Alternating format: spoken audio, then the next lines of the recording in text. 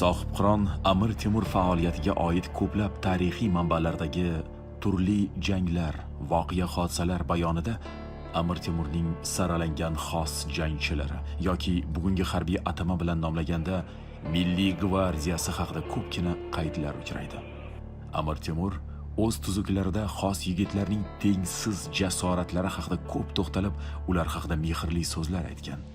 313 asl zotli, shijoatli er yigitlarni atrofimga birlashtirdim. Birlik ittifoqda shunday ediki, barilari go'yo bir tandek edilar.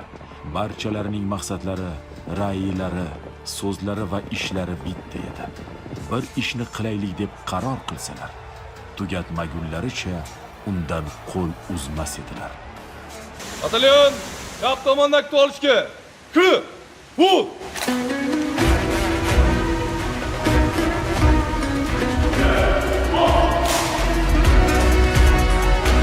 Kelajakda harbiy bo'lishni orzu qiladigan botir farzandlarimiz milliy ruh, muqaddas vatan taqdiri uchun mas'uliyat tuyg'usini qayerdan oladi? Vatanimiz boy tarixidan, Amir Temur kabi buyuk ajdodlarimiz jasoratidan oladi. Milliy armiya va harbiylarimiz xalqimizga qancha yaqin, bir tan va bir jon bo'lsa, shuncha qudratli bo'ladi.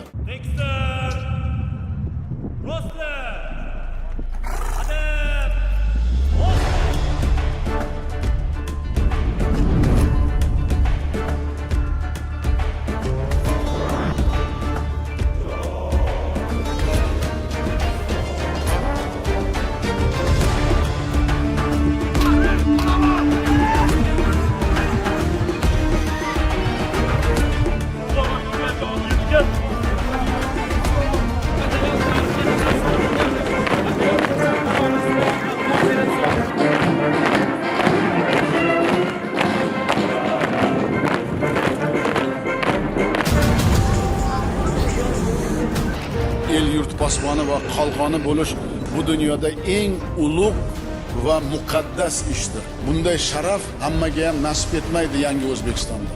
Bunday sharafda mana shunday buyuk xalqimizga xizmat qilib, posbon va qalqon bo'lish sizlarning yelkalaringda.